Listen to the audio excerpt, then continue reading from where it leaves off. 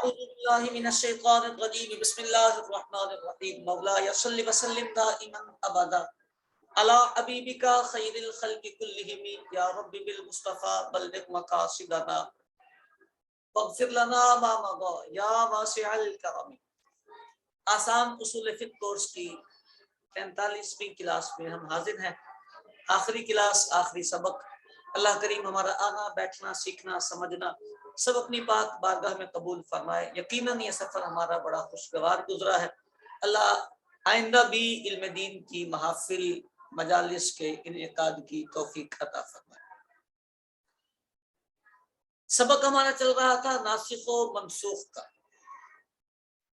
بات ہماری پہنچی تھی نسخ القرآن بالقرآن، یہ بھی ہوتا ہے، نسخ السنہ بالسنہ یہ بھی ہوتا ہے، نسخ القرآن بالسنہ یہ بھی ہوتا ہے، اور نسخ السنہ بالقرآن یہ بھی ہوتا ہے۔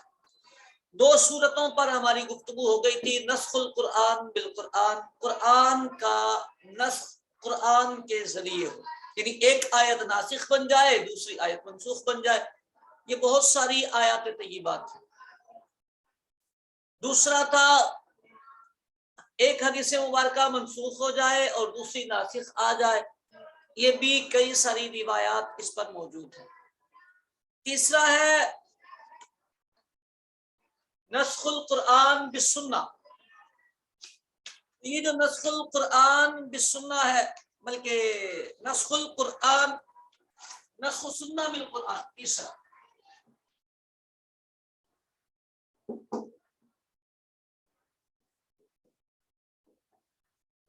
قرآن پاک ناسخ بن کر آئے اور حدیث مبارکہ منسوخ ہو جائے۔ اس کی مثال جیسے نبی کریم صلی اللہ علیہ وآلہ وسلم نے جب نماز سکھائی تو بیت المقدس کی طرف منہ کر کے نماز پڑھنا سکھایا۔ مسلمان یہ نماز پڑھتے رہے اور یہ بیت المقدس کو قبلہ قرار دیا گیا، یہ حدیث مبارکہ میں قرار دیا گیا۔ نبی کریم صلی اللہ علیہ وسلم نے بیت المقدس کو قبلہ بنایا۔ پھر اللہ رب العالمین جل جلالہ نے وہ آیات طیبات نازل فرمائی جس میں فرمایا قد نرا تقلب وجہک فی السماء، سنیا آپ کا ہم آسمانوں کی طرف دیکھنا دیکھ رہے، فلنولینک قبلۃ ترضاھا، ہم آپ کی مرضی کے مطابق ہم قبلے کو بدل دیں۔ تو نبی کریم صلی اللہ علیہ وآلہ وسلم نے کعبہ معظمہ کی طرف رخ پھیرا۔ تو یہ جو تحویل قبلہ ہوئی، اس کا جو ناسخ ہے وہ قرآن مجید ہے۔ فَلَنُوَلِّيَنَّكَ قِبْلَةً،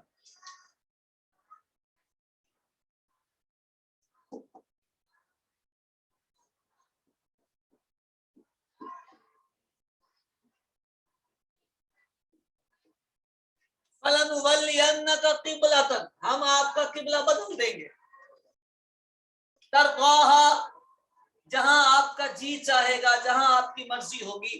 تو یہ جو قبلہ بدلا گیا، یہ ناسخ آیا پچھلے قبلے کا، تو یہ منسوخ ہوا اور یہ ناسخ آیا نسخ السنہ بالقرآن۔ قرآن مجید، قرآن حمید نے احادیث طیبہ کو منسوخ کیا۔ چوتھی صورت ہے نسخ القرآن بالسنہ۔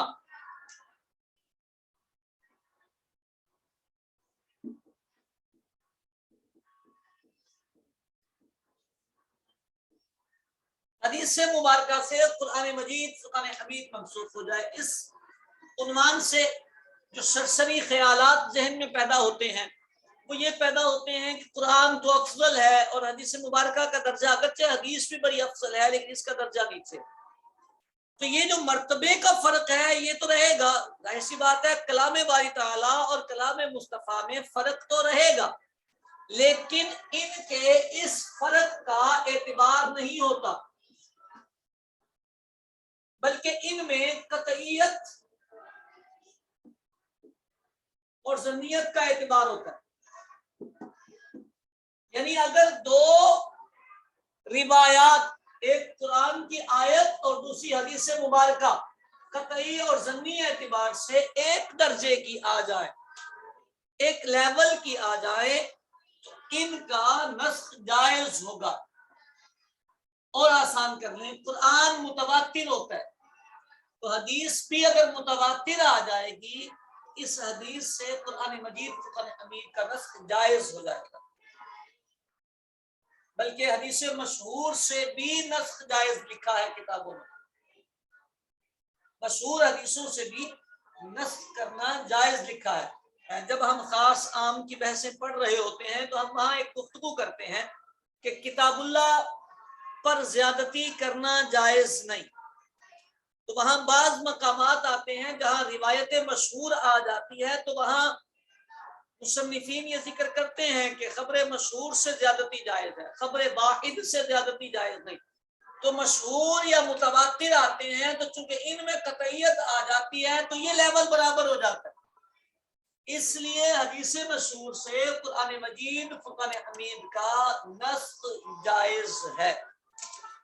اس کی مثال جیسے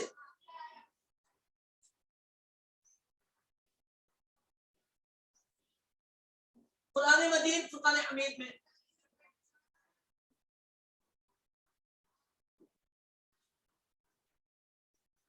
فَاغْسِلُوا وُجُوهَكُمْ وَأَيْدِيَكُمْ وَأَرْجُلَكُمْ إِلَى الْكَعْبَيْنِ،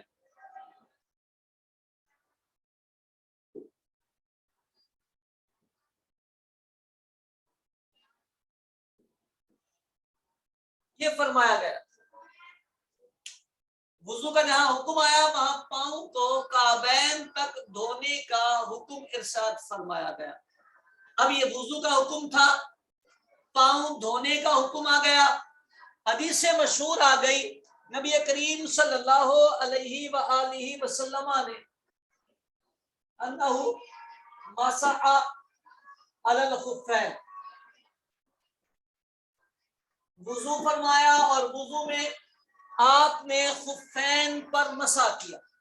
اب آپ توجہ کر کے دیکھیں، یہ حکم آیا تھا قرآن مجید قرآن حمید میں تھا کہ پاؤں دھونا غسل وضو کا رکن ہے، پاؤں دھوئے بغیر وضو کے ارکان ہی مکمل نہیں ہوتے، ارکان مکمل نہیں ہوتے تو وضو بھی نہیں ہوگا۔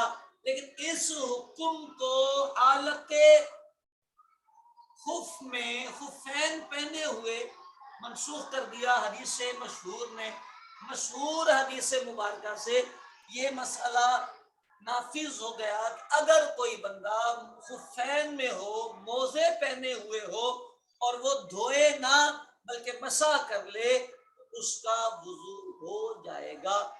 اس کا حکم منسوخ کرنے والی یہ حدیث مبارکہ ہے۔ یہاں تک ہماری گفتگو جو ناسخ منسوخ کی اصول فقہ کے اعتبار سے گفتگو تھی اس کی ہوئی۔ چند باتیں آپ کی بارگاہ میں اور گوش گزار کرتے ہیں۔ یہ جو نسخ ہے، ناسخ منسوخ، یہ چیپٹر بڑا پیارا ہے، دلچسپ چیپٹر۔ اس میں دو ٹرمز ہیں، اصطلاحات ہیں جو متقدمین علماء ہیں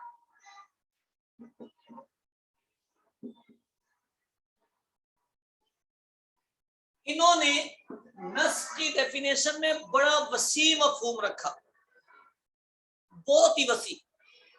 اس کو یوں کہہ لیں کہ انہوں نے کہا جہاں ایک مقام پر ایک حکم ہو اور دوسرا مقام اس کی تبدیلی بیان کرے تو یہ ناسخ ہوگا، یہ منسوخ ہوگا۔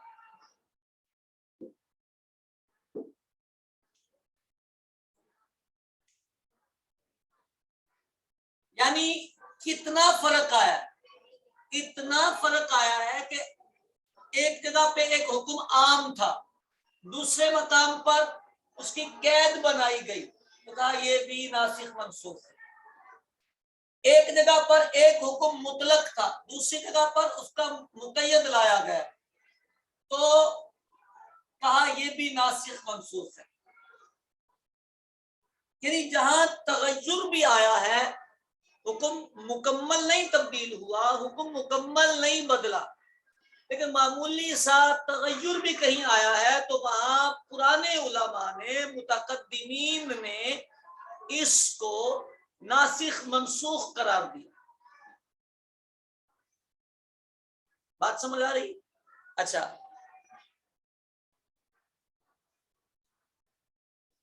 متاخرین نے اس تعریف میں تبدیلی کی۔ اچھا، اس کے مطابق بہت ساری آیتیں ناسخ منسوخ بن جاتی ہیں۔ شاہ ولی اللہ محدث دہلوی نے اس کو ذکر کیا ہے، کیونکہ وہ معمولی سا فرق آ جائے دونوں میں تو وہ کہتے ہیں پہلے والی منسوخ ہے، دوسرے والی ناسخ۔ ٹھیک ہو گئی؟ متاخرین نے اصطلاح بدلی، تعریف بدلی۔ انہوں نے کہا جہاں بالکلیہ حکم ختم ہوگا، تبدیلی نہیں، یعنی یہ نہیں کہ حکم باقی ہے، صرف پہلے مطلق تھا اب مقید ہو گیا ہے، پہلے عام تھا اب وہ خاص ہو گیا ہے، یہ نہیں کہا۔ جہاں بالکلیہ حکم ختم ہو کر دوسرا حکم آ جائے گا تو وہ آیتیں ناسخ منسوخ کہلائیں گی۔ سمجھ آ رہی بات؟ جزوی تبدیلی کرنے سے یہ ناسخ منسوخ نہیں ہوں گی۔ شاہ ولی اللہ محدث دہلوی لکھتے ہیں کہ یہ والی اگر ڈیفینیشن لی جائے تو ناسخ منسوخ آیات جو ہے، منسوخ آیات 500 کے قریب بن جائیں گی۔ سمجھ آ رہی؟ 500 کے قریب یہ آیتیں منسوخ ہو جائیں گی اگر یہ والی ڈیفینیشن دیکھیں کہ تغیرات والی بہت ساری آیات طیبات۔ ہاں، اگر یہ والی تعریف لیں گے تو علامہ سیوطی رحمت اللہ تعالی علیہ نے 20 آیات منسوخ لکھی، 20 آیات منسوخ لکھی ہیں۔ اچھا، آپ الفوز الکبیر لے لیں گے نا، اگر اصول تفسیر پر شاہ ولی اللہ محدث دہلوی کی کتاب ہے تو اس کتاب میں آپ کو یہ 20 آیاتیں مل جائیں گی، اور 20 آیات جو ہیں یہ اپنے ناسخ کے ساتھ ملیں گی، یعنی وہاں لکھا ہوگا یہ آیت منسوخ ہے اور اس کا ناسخ یہ والی آیت ہے۔ شاہ ولی اللہ محدث دہلوی رحمت اللہ تعالی علیہ نے تعریف تو یہی لی، لیکن تھوڑا سا اور اس میں اضافہ کیا اور فرمایا کہ اگر ان 20 آیات میں بھی غور کیا جائے تو یہ 20 آیات بھی ان میں تطبیق کی صورت بن سکتی ہے، اس میں توجیحات نکل سکتی ہیں۔ یہ 20 میں سے صرف 5 آیات منسوخ کہلائیں گی، باقی 15 آیات کی صحت کی توجیحات ممکن، ترکیبی اعتبار سے، ترجمے کے اعتبار سے، مضمون کے اعتبار سے، حکم کے اعتبار سے 15 آیات نسخ سے بچ سکتی ہیں۔ اچھا، اصل یہ ہے کہ منسوخ ثابت کرنا کمال نہیں ہے، یعنی 15 آیتیں منسوخ ہیں تو 15 کا فگر بڑا ہے 5 کا تھوڑا ہے، یہ کمال نہیں ہے۔ کمال یہ ہے کہ اللہ تبارک و تعالیٰ کے کلام پاک میں اور احادیث طیبہ میں جتنا کم نسخ آئے گا اتنا یہ افضلیت کا معیار ہوگا۔ تبدیلی جتنی کم ہوگی اور ایک حکم کنٹینیو رہے گا تو اس کا مطلب یہ کہ حکم نافذ کرنے والا بڑا گہرا علم رکھتا ہے، کوئی ایک دفعہ جو بات فرما دیتا ہے وہ چلتی چلی جاتی ہے۔ سمجھ آ رہی بات؟ اب ان 20 روایات آیات میں شاہ ولی اللہ محدث دہلوی کہتے ہیں کہ آپ غور و فکر کریں گے تو آپ کو ان آیات طیبات کی درست توجیحات مل جائیں گی۔ انہوں نے کی ہیں، ان میں سے 15 آیات طیبہ منسوخ نہیں ہیں، صرف 5 آیات طیبات منسوخ۔ اب ایک چھوٹی سی بات اور یہ والی ذہن میں رکھنی ہے، تعریف بھی آپ اپنے ذہن میں رکھنی ہے کہ متقدمین کہتے ہیں کہ معمولی سا تغیر بھی آئے گا کہ یہ منسوخ ہو جائے گا، اور متاخرین یہ کہتے ہیں کہ جہاں ایک حکم بالکل ختم ہو جائے اور دوسرا حکم اس کی جگہ پر آ جائے گا تو یہ ناسخ منسوخ کہلائے گا. سمجھ آ رہی بات؟ اچھا، اب ناسخ و منسوخ کے لیے علماء نے شرائط بیان کی اور بعض کتابوں میں بڑی تفصیل کے ساتھ اس کے احکامات بیان کیے ہیں، لیکن ہم کچھ شرطیں اس کی بیان کرتے ہیں تاکہ ایک کانسیپٹ کلیئر ہو جائے. سب سے پہلی بات،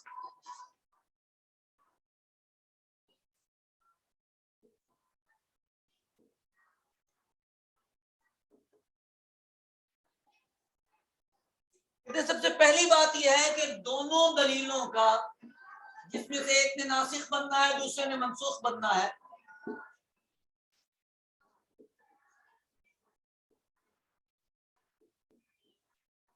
ناممکن ہو. دونوں دلیلوں کا اجتماع ناممکن ہو.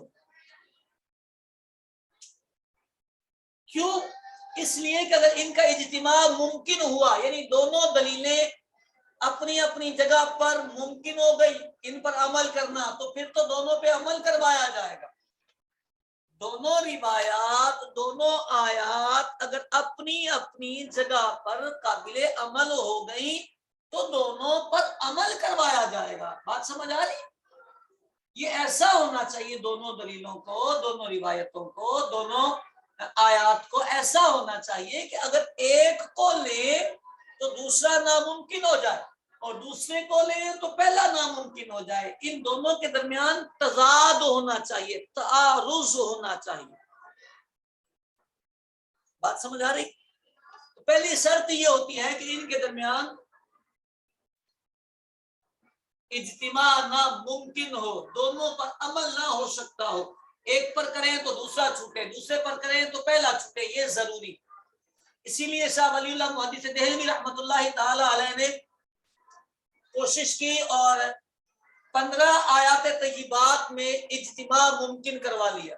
کہا دونوں پہ عمل ہو سکتا ہے، اگر اس کی یہ توجیہ کرتے ہیں تو اس پر بھی عمل ہو جائے گا، یہ توجیہ کرتے ہیں تو اس پر بھی عمل ہو جائے گا. تو علامہ سیوطی رحمۃ اللہ تعالی علیہ نے 20 آیات طیبات کو منسوخ قرار دیا تھا. شاہ ولی اللہ محدث دہلوی نے فرمایا کہ نہیں، ان کا اجتماع ممکن ہے. اجتماع تو سمجھ رہے ہیں نا آپ؟ اجتماع تو سمجھ رہے ہیں؟ اجتماع کا مطلب ہے دونوں روایات قابل عمل ہو سکے، دونوں روایات قابل عمل ہو سکے. ٹھیک ہو گئی بات؟ اچھا، دوسری شرط یہ ہے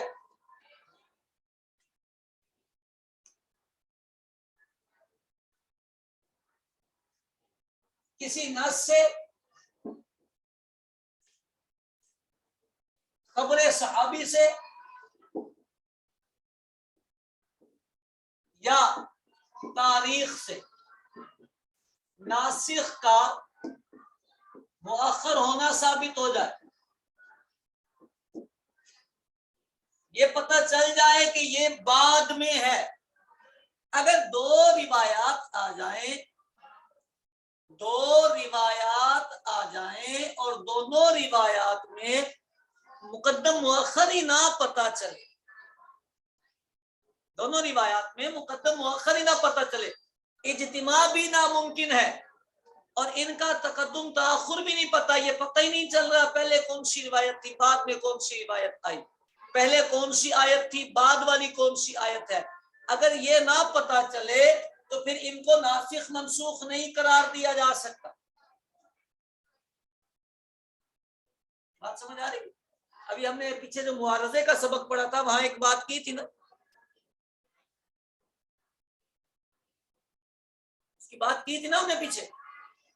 وہاں اذا تعارضا تساقطا ہم نے کہہ دیا تھا، یاد آیا؟ اذا تعارضا تساقطا کہہ دیا تھا. کیوں کہا تھا؟ اسی لیے کہا تھا کہ دونوں پہ عمل نہیں ہو سکتا، دونوں ایک دوسرے کے تعارض میں ہیں، معارضے میں ہیں، اور ان میں پہلے اور بعد والا بھی پتہ نہیں چل رہا. اگر پہلے اور بعد والا پتہ چلے تو جو مقدم ہے وہ منسوخ ہو جائے گا، ناقابل عمل ہو جائے گا، اور بعد والے پر عمل کر لیا جائے گا. ٹھیک ہوگی بات؟ تیسری شرط کیا ہوتی ہے؟ تیسری شرط یہ ہوتی ہے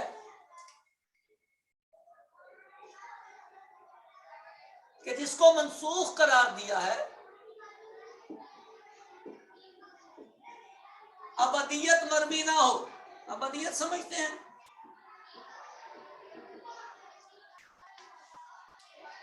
ابدیت سمجھتے ہیں؟ جب نبی کریم صلی اللہ علیہ وسلم جس آیت کو یا جس روایت کو آپ منسوخ قرار دینا چاہتے ہیں اس کی ابدیت ثابت نہ ہو. ابدیت ثابت نہ ہو. ابدیت کیسے ثابت ہوتی ہے؟ پتہ چلے اس روایت میں ابدن کے الفاظ ہیں یا الی یوم القیامہ کے الفاظ ہیں. سمجھ آ رہی بات؟ الجہاد ماض الی یوم القیامہ، الی یوم القیامہ کے الفاظ ہیں. اب کوئی بندہ بولے نہیں جی یہ منسوخ ہو گیا، یہ منسوخ نہیں ہو سکتا. جس میں ابدیت کے الفاظ آ جائیں گے وہ منسوخ نہیں ہو سکتا.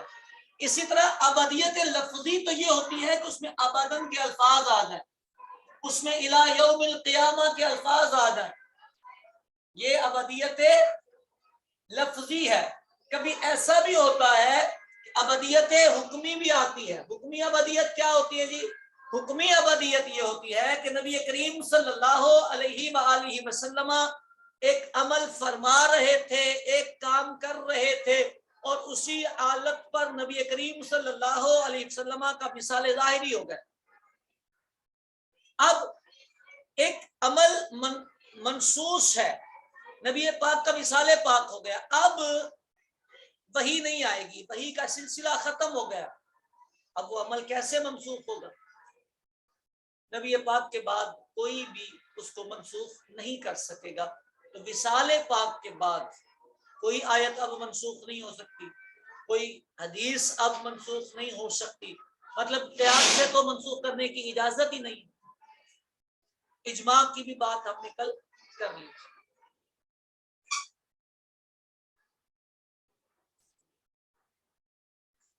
دروازہ زور سے بند کرو یار،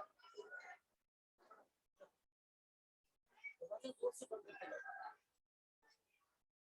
تو نبی کریم صلی اللہ علیہ وسلم کے مثال ظاہری کے بعد ابدیت حکمن آ جائے گی. یعنی یہ کہا جائے گا کہ اب یہ جو احکام ہیں یہ ہمیشہ ہمیشہ کے لیے. اچھا اب ایک اور شرط کیا پہچان کہہ لیں اس کو. نبی کریم صلی اللہ علیہ وسلم یعنی سارے نے پہلے والے حکم کو، جو پہلے والا حکم ہے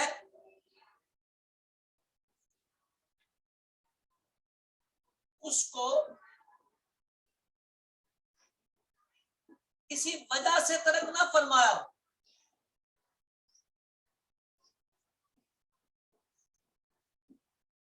جیسے کوئی آفت سماوی آئی، کوئی اور پرابلم آ گئی، تو کسی عارضے کی وجہ سے اس کو ترک نہ فرمایا. نبی کریم صلی اللہ علیہ وآلہ وسلم نے حکمن شریعت مطہرہ کے اصول کی بنا پر اس کو عمل سے روکا ہو، تو یہ والی صورت بھی ہونا ضروری ہے. کبھی ایسا ہوتا ہے کہ نبی کریم صلی اللہ علیہ وسلم ایک عمل فرما رہے تھے تو وہ عمل چل رہا تھا، لیکن کسی وجہ سے کوئی ایسا عارضہ آ گیا، اس عارضے کی وجہ سے، کسی آفت سماوی کی وجہ سے اس کو روکا. تو آفت سماوی کی وجہ سے روکا تو پہلا حکم منسوخ نہیں ہوگا، دوسرا عارضہ ہوگا.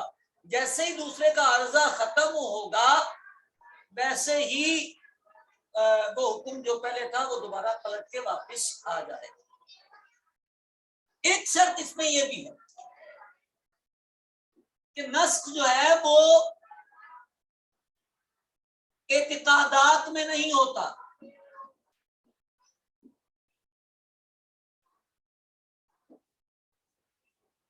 نسخ جو ہے وہ اعتقادات میں نہیں ہوتا.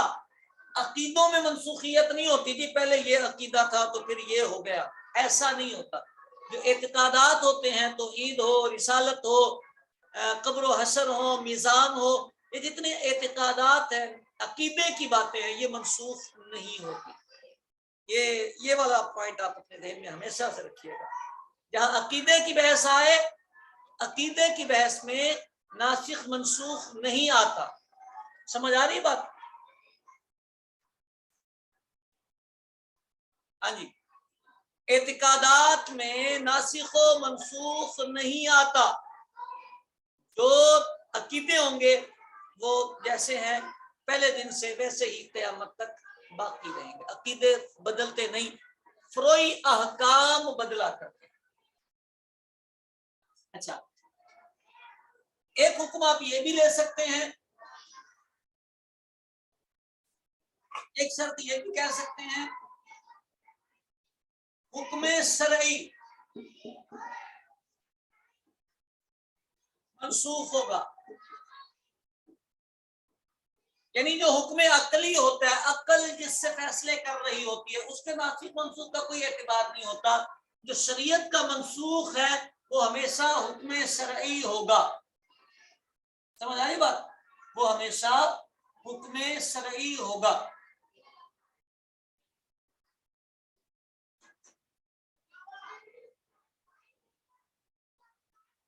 یہ والی شرائط ذہن میں رکھنا ضروری ہے۔ اچھا، ایک اور سمجھیں، خبر کبھی منسوخ نہیں ہوتی۔ احکامات منسوخ ہوں گے، اخبار منسوخ نہیں ہوتی۔ یعنی ایک واقعے کی خبر اللہ پاک نے دی،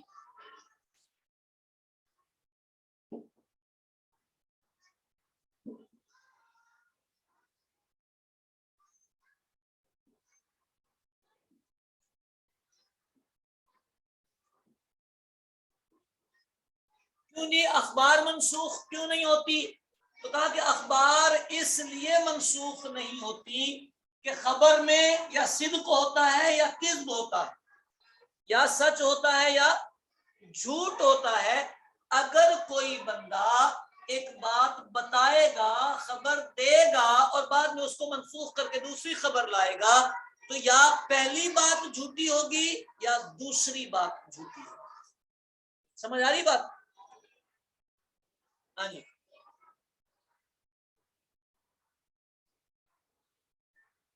یہ ناسخ و منسوخ کی کچھ شرائط اور کچھ احکامات ہم نے آپ کے گوش گزار کیے۔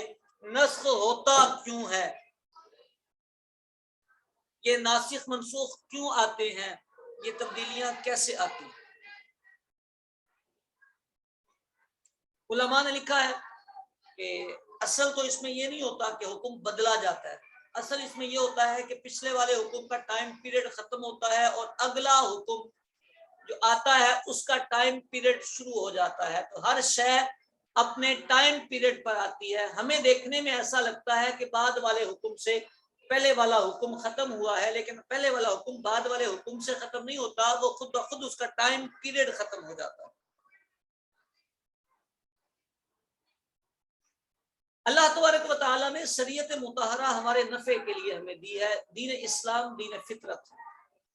اب فطرتی تقاضوں کے مطابق جو احکامات جس ترتیب سے آنے تھے، جس طرح انسان میں تغیرات آتے ہیں، تو اسی طرح انسان سے متعلقہ احکام بھی تغیر کو چاہتے ہیں۔ جن احکامات میں تغیر کا تقاضا تھا، اللہ رب العالمین جل جلالہ نے انہیں اتنے ٹائم کے لیے تبدیلی کے ساتھ بیان فرمایا۔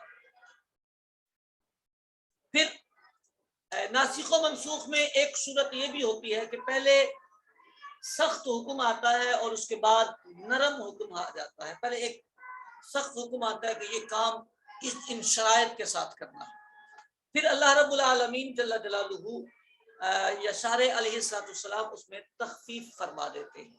جب تخفیف کرتے ہیں تو اس میں نرمی آ جاتی ہے اور حکم جو ہے وہ ہلکا ہو جاتا ہے، آسان ہو جاتا ہے۔ تو یہ بھی امت پر خیر خواہی ہوتی ہے اور شکر گزاری کی کیفیت پیدا کرنی ہوتی ہے۔ اس بنا پر یہ احکامات میں ناسخ و منسوخ کی بحث ہوتی ہے۔ بہرحال ایک عالم دین کو، ایک مفتی کو ان احکام پر توجہ رکھنا یہ ضروری ہے۔ یہاں ہمارا آسان اصول فقہ کورس کا اختتام ہوا۔ یہ سبق چھوڑنے والے نہیں ہیں۔ آپ میں سے کوئی بھی طالب العلم ان اسباب سے اپنے آپ کو بیگانہ نہیں کر سکتا، چونکہ آپ دین کے طالب العلم ہیں اور اللہ نے آپ کو فہم و فراست عطا فرمائی۔ اصول فقہ کی متعدد کتب ہیں، اصول الشاسی آپ نے ساتھ ساتھ دیکھ لی ہے، نور الانوار ہے، الشامی ہے، توضیح تلوی ہے، یہ کتابیں ہماری درس نظامی کے نصاب میں پڑھائی جاتی ہیں۔ اس کے علاوہ منار کی کئی ساری شروحات ہیں، ایک نسمات الاسحار ہے علامہ شامی کی، منار کا حاشیہ ہے، وہ بھی بڑی بہترین کتاب ہے۔ اسی طرح اللہ پہ رحم فرمائے الوجیز ہے، الوجیز 2 آتی اصول فقہ میں۔ ہاں جی، یہ کتابیں جب ہم پڑھتے ہیں، اب آپ نے کشف الاسرار بھی ہے، تو جب ہم کتابیں پڑھتے ہیں تو کتابوں میں اب رٹا نہیں مارنا ہوتا، اب ہم پریکٹیکل لوگ ہیں، تو جب ہم پریکٹیکلی پڑھ رہے ہوتے ہیں تو اب ہمیں اپنے مسائل پر استحضار رکھنا ہوگا۔ میں نے اس کورس میں حروف کی بحث آپ کو نہیں پڑھائی، اصول الشاسی میں حروف کی بحث لکھی ہے، پڑھائی اس لیے نہیں کہ ہمارے پاس وقت کی تھوڑی سی قلت تھی اور میری مطلب اس میں اتنا ذوق بھی نہیں بنا۔ وہ جو حروف عربی کے ہم استعمال کرتے ہیں، حروف جارہ ہے یا حروف عاطفہ، ان کے معانی لکھے ہوئے ہیں۔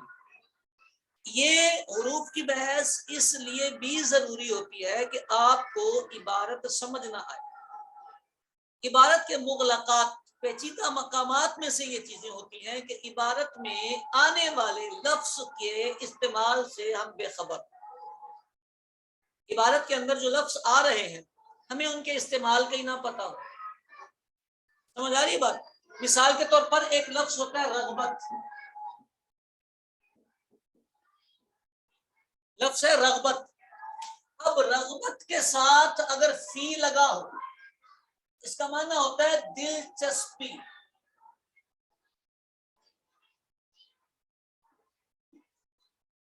دلچسپی، اس کو آپ اردو میں بھی رغبت کہتے ہیں، اچھا لگنا۔ اور اگر اسی رغبت کے ساتھ ان لگا ہو، اس کا معنی ہوتا ہے بے رخی۔ یہ اپوزٹ ہیں دونوں، سمجھ آ رہی بات؟ کیا ہوتا ہے، ہمیں عبارت کے اندر آنے والے اگر الفاظ کا استعمال نہ پتا ہو تو پھر یہ خرابیاں آ جاتی ہیں۔ لفظ ہے دعا، اس کے ساتھ اللہ لگا ہو تو اس کا معنی آتا ہے دعا دینا، اور اگر اس کے ساتھ اللہ لگا ہو اس کا معنی ہوتا ہے بد دعا دینا۔ سمجھ آ رہی بات؟ یہ کلمات کا فرق ہوتا ہے، تو آپ کے لیے وہ مقام پڑھنا بھی شاشی سے ضروری ہے۔ اب چونکہ آپ نے بہت اچھا، میرے خیال کے مطابق جتنے میرے پاس نوٹس آئے جن کو میں نے دیکھا تو مجھے اچھا لگا کہ آپ نے سبق کو پک کیا، پڑھنا شروع کیا اور آپ کو آیا، اسے چھوڑیے گا نہیں۔ استاذ پٹری پہ چڑھانے کے لیے ہوتا ہے۔ جس دن میری فراغت تھی تو میرے استاد گرامی مجھے کہنے لگے کہ مولانا نامی ہو گیا، ختم ہو گیا، تو میں اب ہم نے تمہیں طالب العلم بنا دیا، فارغ ہو گیا ہوں تو عالم نہیں، تو میں طالب العلم ہم نے بنا دیا، کتابیں پڑھنا ہم نے سکھا دی ہیں، تمہارے ہاتھ میں کتابیں ہم نے دے دی ہیں، اب پڑھتے رہو گے اللہ تمہیں عالم بنا دے گا۔ آپ جتنے احباب میرے ساتھ شریک ہیں اس اصول فقہ کو اب چھوڑنا نہیں۔ پتہ چلے دوسرا کورس شروع ہو، کوئی اور کورس آپ کو مل جائے، آپ اس میں چلے جائیں اور یہ سارے کا سارا خالی رہ جائے۔ ایک فن آئے اس کو ہمیشہ اپنے ذہن میں گھماتے رہیں، دہراتے رہیں، چلاتے رہیں۔ کوئی بھی سبق پڑھ رہے ہوں تو اس میں آپ یہ ذہن میں رکھیں کہ یہ ٹرمز آتی رہتی ہیں، اصطلاحات آتی رہتی ہیں، بہت استعمال ہوتی ہیں۔ اصول فقہ وہ علم ہے جو آپ کی جرنل لائف میں، آپ کی پریکٹیکل لائف میں بہت استعمال میں آئے گا، بہت جگہ پر آئے گا۔ آپ اپنی اردو میں اس کا استعمال کریں گے، آپ کے سامنے ایک بندہ جملہ بولے گا آپ کو سمجھ میں آئے گی اس بندے نے کیا بولا ہے، حقیقت بولا ہے، مجاز بولا ہے، صریح بولا ہے، کنایا بولا ہے، اس کے اس جملے کا کیا مطلب نکلے گا، اس کے اس جملے کا کیا مفہوم نکلے گا. یہ ساری باتیں آپ کی اصول فقہ ہیں. اور جب آپ خاص طور پہ مناظرے کریں گے تو اس میں تو آپ کا یہ پکا پکا پتہ ہونا چاہیے قطعیت کہاں ہے، ظنیت کہاں. اس لیے آپ کو اس کے مطالعے میں سستی کرنے کی قطعاً ہماری طرف سے اجازت نہیں. اس کو پڑھتے رہیے گا، بالاستیاب پڑھیے گا. میں اس کورس کے بعد بھی آپ کے ساتھ ہی رہوں گا. آپ اگر مشکل آبھاس آئے، کوئی چیز سمجھ نہ آئے، مجھ سے پوچھیں. میں اس بات کا اعتراف کرتا ہوں، کبھی کبھی کوئی مجھے میسج کرتا ہے تو کچھ دیر لگ جاتی ہے جواب دینے میں، لیکن ارادہ یہی ہوتا ہے کہ میں اس کا جواب دے دوں. لیکن اگر ہم مل جل کے اپنی ایک ٹیم بنا لیں گے نا، جیسے ابھی ہمارے ساتھ جو اس کورس کے شرکاء ہیں مل جائیں گے تو اللہ نے چاہا آپس میں بھی بہت سارا وہ ہو جاتا ہے. جیسے ہمارا یہی گروپ ہے تو بجائے اس کے کہ ہم اس کو لیفٹ کر دیں، ہم جو اس کے اصول فقہ کے شرکاء ہیں ہم سب جمع ہو جائیں اور گیدرنگ میں روز کی کوئی ایک بات اصول فقہ والی اس میں ہم شیئر کرتے جائیں اور اس گروپ کو ہم اپنے کام میں لے لیں تو بڑا فائدہ مند ہے. یہ میں نحو صرف میں اتنی نہیں کہتا، طلبا کو زور نہیں دیتا، لیکن چونکہ یہ آپ کی زندگی کا حصہ ہے اس لیے اس پر زور میری طرف سے آپ کی ذمہ داری ہے. آپ اس کا مطالعہ بھی ترک نہیں کریں گے اور اس پہ پریکٹس کو بھی نہیں چھوڑیں گے. ٹھیک ہو گئی بات؟ دوبارہ جوائن کیجئے، پھر کچھ باتیں آپ سے کرتے ہیں.